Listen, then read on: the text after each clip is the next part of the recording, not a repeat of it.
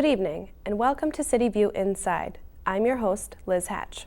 CityView Inside is a program that will provide an opportunity for us to give you, the viewers, a kind of behind-the-scenes look at how the city operates. At different times, we'll hear directly from the departments that help keep the city moving, and we'll also try our best to keep you informed on happenings in and around Cambridge. Tonight's episode will learn about a department many residents may not even know exists and usually don't even think about until they truly need to, our Emergency Communications Department. This department works very closely with our police and fire services to help keep the city safe.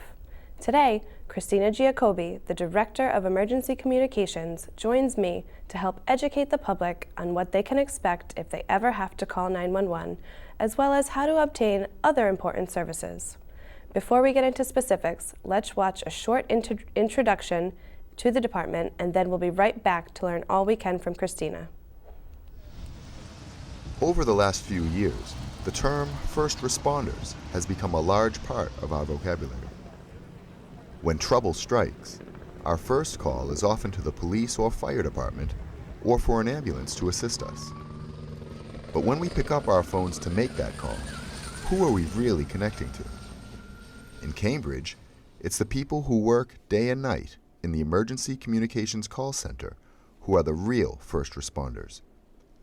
Before any assistance is dispatched, the folks at Emergency Communications perform all relevant assessments and determine how best to respond.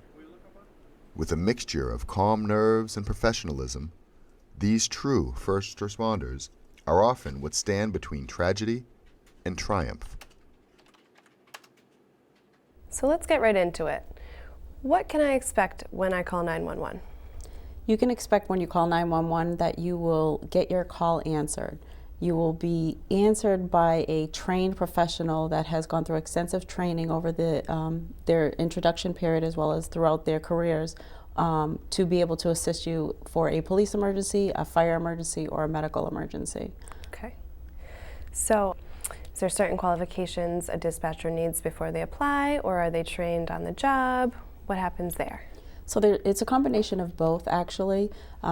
For initial entry requirements, we expect people to have a high school diploma. College education is preferred. Right. You have to have the ability to be able to multitask, have an interest in police, fire, or medical services. Yeah. We find that candidates who have an interest in either becoming a police officer or a firefighter or even working in ambulance or as an EMT are more apt to obtain the necessary abilities and skills to be successful through our training program. Once candidates are selected, they go through an extensive process of a background check and full reference check.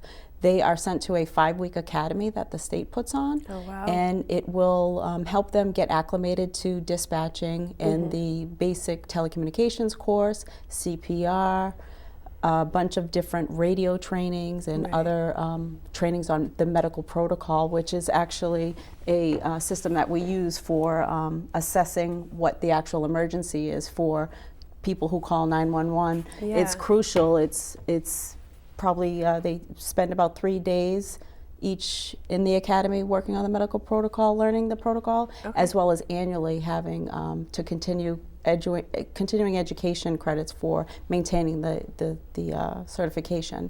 So they get a lot of training, and then that's usually after the 5 weeks of academy, they have about 6 months of on-the-job training that requires them to learn a whole bunch of computer systems, as well as how Cambridge works, how the Cambridge Police Department works, how the Cambridge Fire Department works, how the city in general operates, and what services we provide the residents.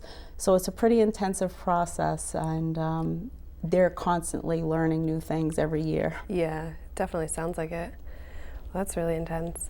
So when they call and, I have a certain medical emergency, what can I expect? Am I going to have to sit there and explain everything, or are they going to have to, answer, they're going to have to ask me certain questions?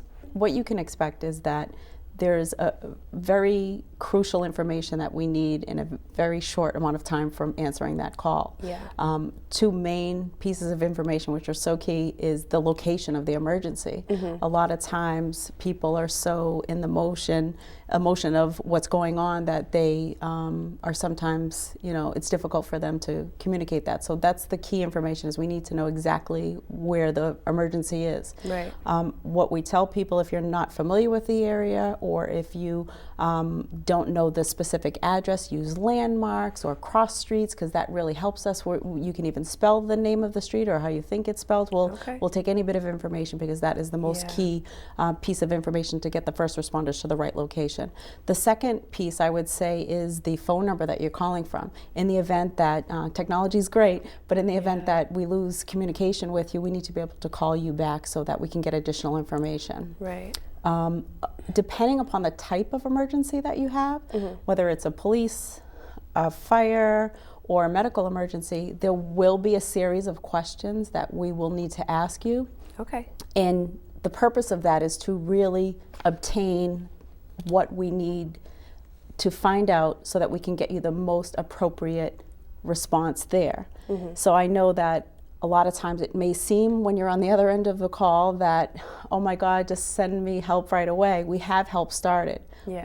We're working on getting help right away, but we need to find out a little bit more so we can get you the right help. So we might ask you how old a patient is, or if there's if you had a crime occur or something stolen from you, what does the suspect look like? So we might be asking for a description of what the person looks like. In a medical situation, it might be, what are some of the symptoms? Is the person breathing? Are they conscious? And then it will get a little bit more detailed after we go through our case entry questions, which is the initial set of questions that will determine the response. Then we'll go through the key questions to really figure out what's going on there so that we can get the right help there. Okay. So when you said, sometimes technology fails and the call is lost, is it, maybe better for them to be calling from a cell phone or a landline, so that way you guys sometimes know exactly where they are, or what's the difference kind of with those? So technology is great, and it's continuously evolving. And so what I would say is, if you're able to call from your home because the emergency is happening at home, you're better off calling from your landline, because your landline will give us the exact location that is recorded with the service provider of where you are. So it will give us your name, it will give us your address, what apartment, it will give us every bit of information. With the cell phone carriers, because there's so many different cell phone carriers, they provide different information. So we might only get a name or phone. Because of the automated 911 system, cell phones don't come up on our screen to tell us exactly where you are. And in Cambridge and in a lot of places across the state, the calls are directed to the state police. So if you're calling in Cambridge about a Cambridge emergency, your call is going to get routed to the state police. So you have to be very clear when you are calling from a cell phone to tell state police, I'm in Cambridge. I have an emergency at this location, and they will transfer the call to Cambridge so that we can help you. Okay, interesting. However, there is a bit of movement towards improving that technology. So if for some reason the state police or you can't communicate because of your situation, there are cell phone towers that give us GPS locations, and state police are able to work to find your location, within a mile of the specific tower that you're closest to. But I anticipate all that stuff will be improving over the next few years. So does Cambridge specifically have the ability to do that, or do we have to work with the state police to go ahead and locate the cell phone towers? So automatically, the way the system is set up right now, when you call from your cell phone, it automatically goes to the state police. So if the state police are not able to make communication with you, we'll try to find your location, and then transfer it off to the Cambridge Emergency Communications. Interesting. So when people call and you guys are sitting there asking all these questions, what are some of the responses that you're getting from some of the callers? People, I think, are pretty frustrated sometimes with us. They say it's often that people may only call for help once in their lifetime, and they're not familiar with the system and how how it works. So they're, why are you asking me so many questions? Can you just send help? And what we've trained our dispatchers to say is, as you go through the questions, let them know help is already on the way. My partner has started help, but I need to ask you these questions so that I can update the first responders on your situation. I think that's probably our biggest frustration from residents and people who call 911. I think a lot of the other times it might be that they're afraid to give their information. They don't want to be known if they're calling about complaining about a neighbor or noise disturbance or even something more serious. People are afraid. We do have ways that they can keep their anonymity, and we have numbers on the web that they can call that are anonymous. We have a text-to-tip program with the Cambridge Police Department that people can submit anonymous tips. But again, if there's an emergency going on right away, your best option is to call 911 so that we can get somebody there. And you can always let the call taker know that you don't want to be known. Okay, that's good to know. So along the same lines, when is it appropriate to actually call 911, and when should you maybe seek other important services? So you should always call 911 if you have an emergency. An emergency, regarding a police, to report a crime, calling regarding a fire, or you're not sure about a gas smell or situation. And if you have a medical emergency, even a small, cut to your hand or a woodworking accident of sorts, you should call 911 for that. You're going to get the quickest response, and you're going to get a response that is tailored to your specific needs, which is the great thing about the medical protocol and the training that we provide the dispatchers. You should call the business lines, the non-emergency lines, when you have questions about if your vehicle is towed, or if you want to know about the snow emergency, or if there's questions about how to get a license to carry permit or things of that nature. There is a lot of information on the website of both the Cambridge Police Department and the Fire Department, as well as our department, but we're happy to field all those questions. We actually answer all of the Cambridge Police business lines, which is 617-349-3300. Okay. And we answer all the Cambridge Fire business lines as well, which is 617-349-4000. 4900. 4900. I'll be sending them all to. But it's not unusual for people to call us because they just don't know who else to call, and our dispatchers know that, and we're happy to provide the services for the city to let people know where they should be calling regarding a specific issue. Right. Well, that's interesting. I think it's definitely important to know the distinction. So absolutely. Thank you for sharing. Thanks. So, you mentioned the codes and all the dispatchers going through and finding all these where they need to go next, sort of, in order to help people. So do they still have to reference this book here? So I brought this book just to indicate that it's pretty extensive set of system. It is all automated now. We use these card sets for in the event that our system goes down or we have a power failure. Our dispatchers can immediately go to paper and pen like we used to do back in the day, and they can use these card sets to help them through, which have all the entry questions, the case entry questions, and then all of the key questions. There's about 33 specific types of emergencies.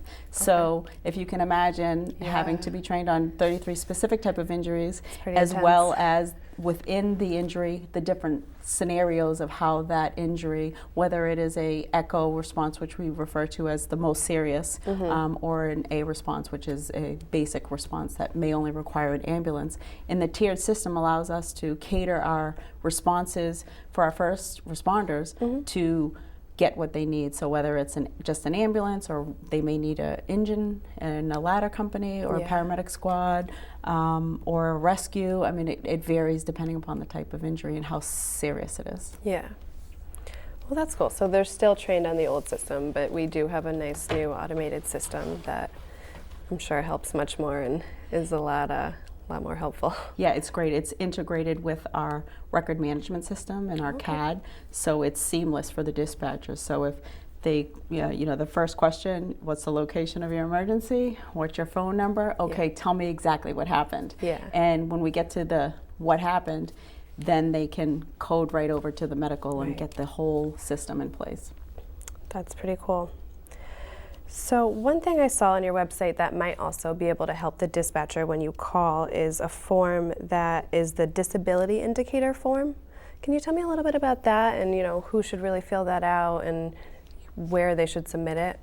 So the disability indicator form is for individuals who may need additional assistance or have some disability that may require the fire department or police department knowing specifically what that is so that we can get them help. Right. I think anybody who has any kind of disability that would prevent them from either walking or being able to get out on their own, or even if people who can walk but need a little assistance, whatever the case may be, they can fill that out and send it to us, and we'll work with the service provider of who they have to help them make sure that it's indicated. So if they call from their home phone, there is a specific code that pops up on our screen to let us know that there is somebody there that might need some additional assistance, and we relay that information to the first responders so that they can go to that specific apartment or house or whatever it is to give that person the help they need.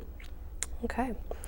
So the dispatchers get a special week each year that they are sort of celebrated, and it's a national initiative that Cambridge is sort of also celebrating. So you want to tell me a little bit about that? Sure. Annually, there's a National Telecommunications Week, and it's a week-long celebration to recognize the work that dispatchers do. They're sometimes the forgotten partner in public safety. Yeah, absolutely. And so it's Congress passed the rule in, I believe, 1991, and ever since then there's been a week-long celebration annually to celebrate dispatchers. Different communities do a bunch of different things. Here in Cambridge we try to do different things around, providing a lunch or having chair massages. People come in and offer chair massages, nice. or we do a raffle for the different groups, as well as we also recognize Dispatcher of the Year too, which is pretty important, and they're recognized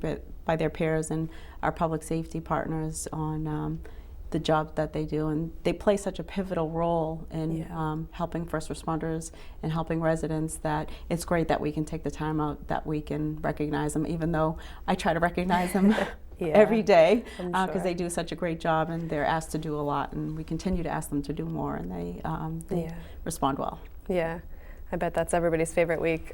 Yes. Yeah, it's fun. I would love a chair massage up in my office, but maybe someday. Yeah.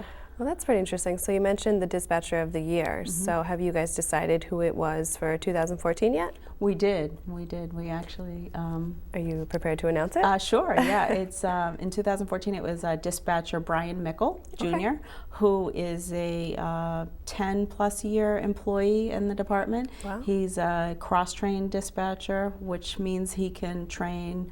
he's actually a communications training officer, so he can train other dispatchers.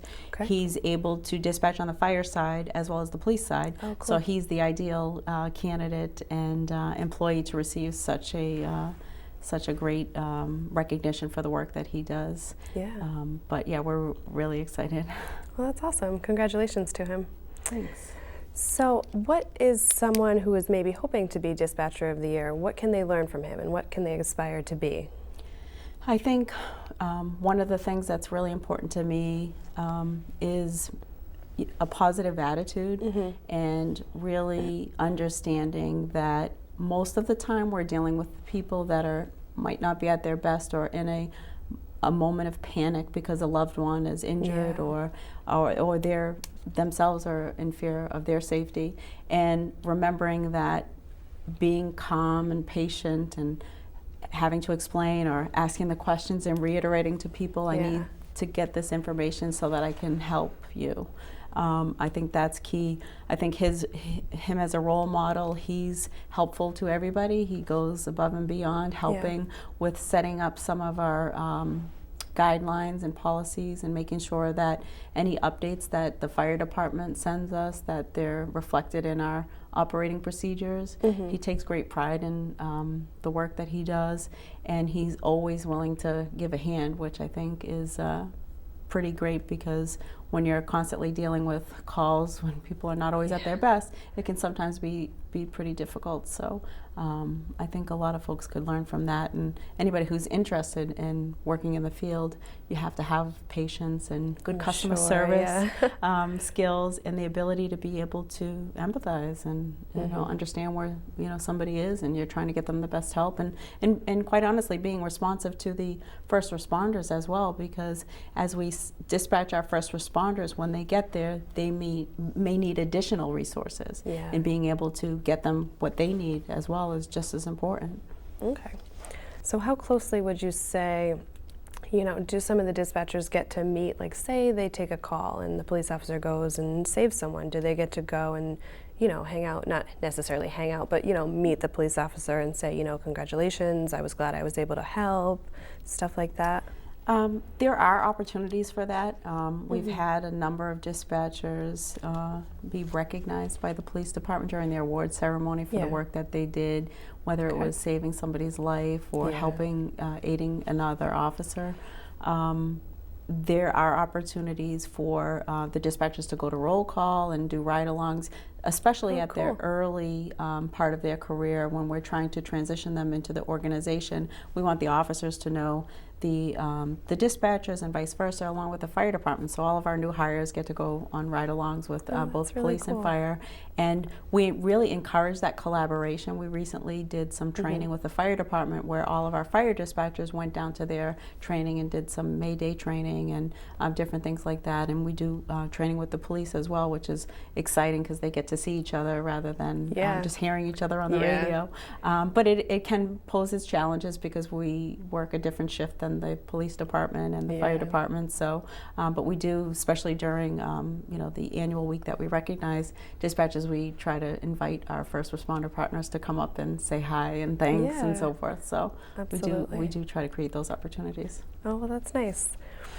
So one thing I just want to ask you about kind of personally is you got your start with the city as a dispatcher. So sort of what has been your path to now becoming the head of the department? And so it's been quite interesting, actually.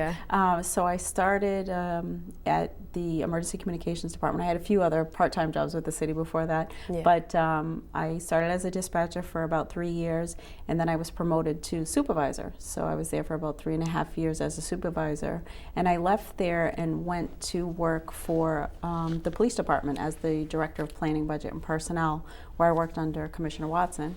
And working on the budget and labor relations and personnel and a bunch of things. And then most recently with Commissioner Haas as his chief administrative officer for the past 7 years, working on a number of special projects and initiatives. And then in July, I was appointed as the director of emergency communications, so it's kind of come full circle. And I've loved all the jobs that I've in, but I have fond memories of being a dispatcher and just really embracing the fact to impact people's lives and help them, and even working in the police department, supporting the officers and the operations of the department to really better serve the residents. And now to be back there in this position, I'm really excited, and I hope I'll continue to do great things. I'm sure you will. So being in the sort of, maybe not behind enemy lines, but being in the thick of things, and when you were a dispatcher, what do you think maybe was the hardest part about it? And sort of your dispatchers today, what do you think the hardest part about their job is? I think a lot of times the hardest part is, they're trained so well, and you continue to get training every year because there's requirements set by the state that we have to do so many continuing education programs. I think the hardest part though is when you get that tough call that really just sticks with you a little longer than most, where either something horrific has happened and maybe somebody didn't make it. And I think that it's hard to just shrug that off sometimes. And so what we've tried to do is put a peer support program in place for the dispatchers, as well as offer EAP when they need it. And it's available for them, as well as an open door policy to have discussions about. I think sometimes just talking about it, Yeah. or talking to some of the senior dispatchers that may have gone through 5 or 6 of those types of calls also Yeah. helps. But I would say that a lot of times I hear from the dispatchers, and I remember in my days that sometimes, you know, that one tough call you just kind of doesn't go away as quickly as the others do. Yeah, I'm sure. Well, so what's the difference between versus one tough call, whereas there's, you know, a local emergency, sort of along the same lines of when, you know, the marathon bombing happened and when Officer Collier, you know, lost his life? What is the difference with the whole atmosphere in the, you know, dispatch center? It's pretty intense, Yeah. and a lot of times day to day it's intense depending upon the type of call. But when there's a big event or tragedy that occurs, it's amazing to see all of the dispatchers as well as the first responders doing the work. They just Yeah. do the work. They're not thinking about how big this event is or how big this Right. tragedy is. They're doing the work to help people and get people the services that they need. Yeah. So I think sometimes it can be chaotic. The phones are ringing. I'm You know, I sure, mean, yeah. even way back to 9/11 and different things like that that have happened. There's always a increase in call volume. People just want to know what's going on. If they don't see it on the news, they're going to call their local department, police department or fire department, or they're going to stop by the station or one of the Really? firehouses, and you know, because they're looking for answers. They want Yeah. to feel like everything is okay. They want to be reassured, and our dispatchers play a role in that, fielding all those calls to let people know that, you know, the police department are responding to these types of incidents. The fire department is responding, Yeah. and we reassure them that everything is okay. And even if it might not be okay at that particular moment, it's our job to help with that message that we're working as hard as we can. Yeah. We're addressing, you know, the problem. Right. It will and be okay. It will be okay. Yeah. And I am always amazed that this city, I mean, the police department and the fire department, they're one of the best, and Yeah. you know, they do a great job in Yeah. responding, and I'm glad that we're a part of that in helping them. And but we get the work done, and then we reflect after. And we, Yeah. you know, do after action reports or debriefings to kind of figure out how can we learn from this particular event. What things could we have done better? You know, what went really well? Yeah. So we always take those opportunities to learn those lessons. Yeah.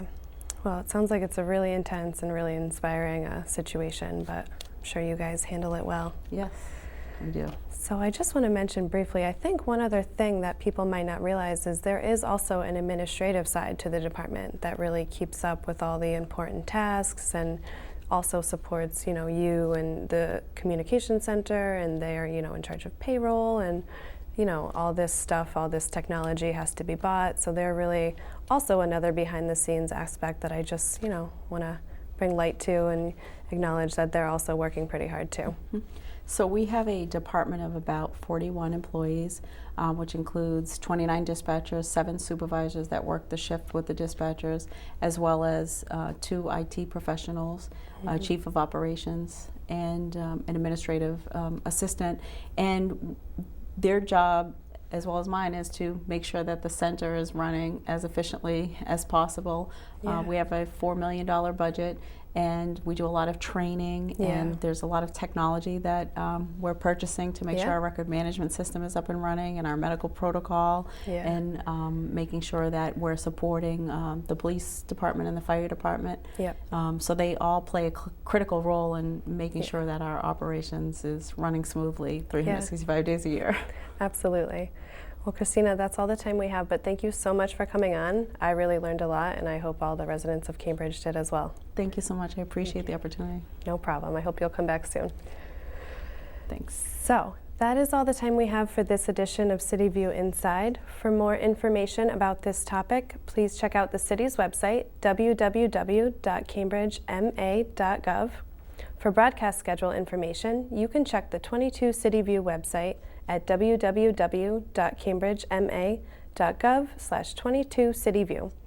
For the staff at 22 CityView, I'm Liz Hatch. Good night, and thanks for watching.